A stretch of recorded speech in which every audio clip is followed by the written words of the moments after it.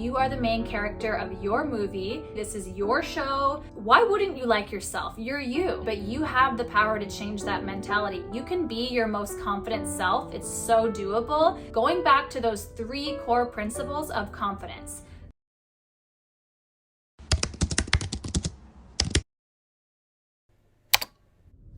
Hey guys, welcome to Self-Care Sundays with Sophia, where we talk about self-love, self-growth, and everything in between. Today's video, we are going to talk all about confidence. This is a really fun topic to talk about because every human, no matter where they're from, what age, everybody wants to work on their confidence. No matter what culture you're from, where you are in the world, it's always beneficial to have confidence. So I'm going to teach you my tips and tricks on how I became a little bit more confident. I'm going to start with the 3 pillars of confidence, which I just made up while I was at the gym today. But I feel like there are 3 core things that you really need to have a good balance of in order to achieve maximum confidence. So the first one is self-talk. That also falls into play with your self-care. So the main thing I feel like is just monitoring how are you speaking to yourself. If you do something wrong, are you mean to yourself? Do you mentally punish yourself? Just being very aware of how you talk to yourself. It's essentially, would I want to talk to my friend this way, or my sister or my daughter? Am I saying nice things to myself? And a great way to do that is meditating, because you can just kind of slow down and be more aware of monitoring what you're thinking about yourself.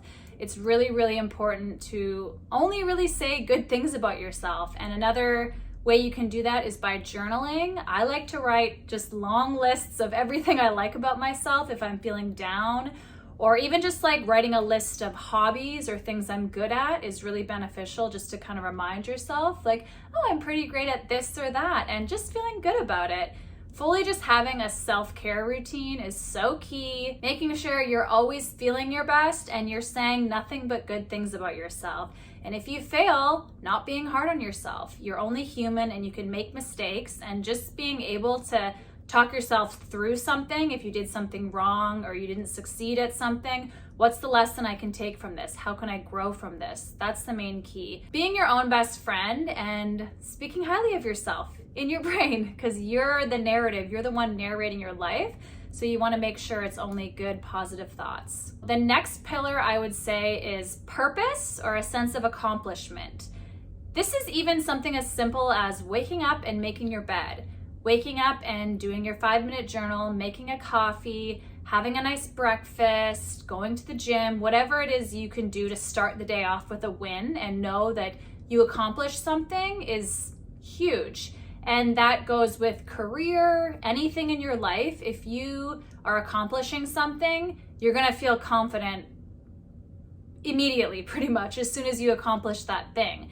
Something that I've been doing lately is decluttering and organizing my space. That feels so good, and I just feel so fresh and confident and ready to take on my life because I feel organized by my space, and so naturally on the inside I feel organized. Just working on passions and things that I care about, even just things like if your friend's having a bad day, being there for them and feeling needed in a way. If you don't have kids or if you're not in a relationship, it can get easy to be kind of like, okay, who needs me? What am I here for, right? So it's good to just always check in on your friends and make sure they're doing okay. Check in on your family, your parents even, now that we're adults, just because they're our parents doesn't mean that they don't need a hand too. So checking in with your parents, making sure they're okay, and if there's anything you can do for them. Even just things like doing any type of charity work or volunteering, that can give you a really good sense of purpose. It's so important to feel like you're accomplishing something. I don't know what it is. It's just like human nature to want to feel like you're doing something good into the world, accomplishing something good. The third pillar, I would say, I know this sounds bad, but appearance. It really is. And that goes along with health as well, internally and externally. Doing your makeup, making your hair look nice, any kind of self-care rituals, obviously the gym, eating healthy, making sure you're just fully taking care of this shell of a body that you're living life in is really gonna help your confidence. I can't tell you how good I feel. I've been going to the gym every day, and I've actually been doing classes. I've been doing some muscle toning. Before I was just doing cardio forever, and that was great. But now I'm actually building and feeling stronger. Yesterday I climbed a mountain. I mean, it was an easy hike, but it was still amazing to do that. I'm cooking every single meal at home. I feel like I'm taking care of myself so well and doing things that I enjoy. Cooking is a big thing that I enjoy. So doing things that you really enjoy is gonna help your confidence and remind you like, hey, I am good at that. It goes back to that sense of accomplishment feeling, doing things that you really love and that you're good at. Even with appearance, for me, I like to have a nice spray tan. I just did it last night and I'm feeling nice and glowy. I just washed my hair. I did a different hairstyle today, which feels nice. Wearing jewelry, having my nails done. There's a lot of rituals that, yes, it's your appearance, but it's still taking care of yourself. It's really gonna boost your confidence and feel like you are your best self because you look your best. And then naturally you feel your best. You know how you go out or you're having a night out or you have plans and you just don't really have your outfit set and it completely affects the entire night because you don't feel like you look good or you're not wearing something that you're comfortable in. It's so, so important to feel comfortable and feel like you look good in your outfit and your appearance. So taking that extra time to make sure you look your best is huge for confidence. I've had so many nights where I didn't have an outfit planned. I just threw something together and I had a terrible night because I just didn't feel my best. Appearance is huge, which also goes along with health. Those I feel like are the main three things that I feel like really helps me feel confident, but there's tons of other things too, just little tips and tricks that I pick up on other YouTube videos and books about confidence and just kind of observing somebody else that comes across very confident. It's the little things like body language. Are you open? Are you making eye contact? Are you looking up? Being very open, having a firm handshake. Being able to hold eye contact is huge as well when you're having a conversation with somebody, not awkwardly looking away or, looking at your phone if you're in a social gathering and you're just hunched over looking at your phone. That doesn't exude confident energy at all. A big thing is being okay with being silent. When I was younger, I used to struggle with being able to be confidently silent. I always feel like I had to talk and blab about nothing. And honestly, I was just annoying because I was just blabbing because I couldn't handle that silence. And I know that's kind of an age thing as well, but just knowing that your presence is enough. You're there to enjoy yourself. You're not there to entertain other people. You are the one having the experience. You are the main character of your movie. You don't have to impress anybody. All you have to do is be aware of, am I enjoying myself right now? What am I learning from this experience? Who am I meeting? What's the purpose of this? Am I having a good time? Having really good self-care and checking in with yourself like that is very important because you don't want to be in environments that you don't feel comfortable in. Another huge thing is if somebody asks you something or they ask for a favor or if you like something, giving your answer and being able to say no confidently without over-explaining yourself. You don't have to explain anything to anybody. If somebody asks you for a favor, you can say no, and that can be enough. Obviously, don't say no with attitude, but you don't have to be like, oh, well, I don't really feel like this because, I don't know about that. You don't have to explain. If somebody's asking you for a favor and you don't want to do that or you're not comfortable, you don't have to. So having your own back and knowing that you can be firm in your decisions and you're allowed to say no. You don't have to people please. The only person you're supposed to please is yourself. Sorry, but it's true.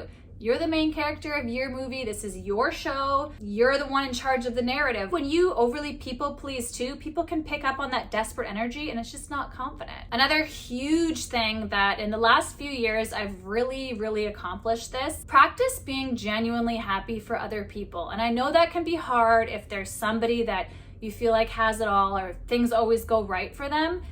The fact that they can get this thing or that they can accomplish this, they're a human, you're a human, that means that you can get to that point too. And the fact that you know them or they're in your energy space means that it's very realistic for you. You are who you surround yourself with. So it's actually really exciting when your friend or somebody that you know gets something exciting like that because that means you can do it. I know it's easier said than done. Okay, be happy for them. Well, I feel jealous and I feel like, again, they get that again. I think just really humanizing people and knowing that they have their own journey. They've had tons of pain that you don't know about. And just really thinking like, wow, this is their turn. Good for them. I'm sure they deserve it. You know what I mean? Like being aware that that's a human and they haven't always had things go right, and you don't actually know what they're going through inside. They might be the most depressed ever, but from the outside, it looks like they have this and that, but they're not really happy. Being genuinely happy for others. And the main reason why this is so crucial is because it's having that abundance mentality. If you're happy for somebody else, you're more likely to attract that experience for you because you're feeling the emotions of, oh, wow, they got that new car, or wow, they got this job opportunity, or wow, they're in this great relationship. If you're feeling the emotions for them, you're just attracting that experience in your life. So it's actually very exciting if you're surrounded by people that have good things constantly happening to them, because it's that much more likely it's going to come to you. I think with confidence too, it's you get to a point in your life where I think it really just starts with self-care. You really have to like yourself. And I know that's not easy to do when you're in a certain period in your life, but spending a lot of alone time and hanging out with yourself, getting to know yourself better, is a great way to do that, because there's a reason you are the way that you are. And why wouldn't you like yourself? You're you. You know what I mean? There's times where you can be in a lower state and maybe your self-talk isn't good, but you have the power to change that mentality. You can be your most confident self. It's so doable, but it starts with the daily practice. Checking with your self-talk. Going back to those 3 core principles of confidence. Self-talk, appearance, and purpose. Are those 3 things in line? I feel like appearance, I should say health, because it's more, when I say appearance, I mean like your body, your shell. So that also means health. Eating good, working out, taking care of your body is very, very important. Is your shell good?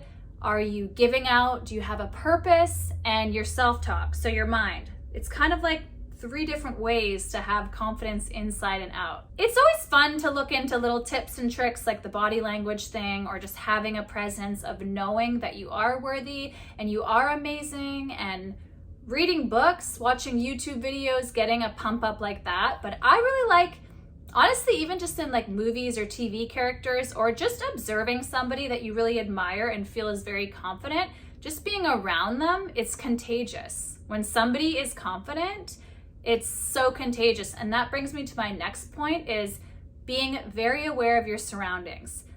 Do the people in your life make you feel like you are incredible? Do you have friends that belittle you or compete with you? Because that's not going to help with your confidence at all.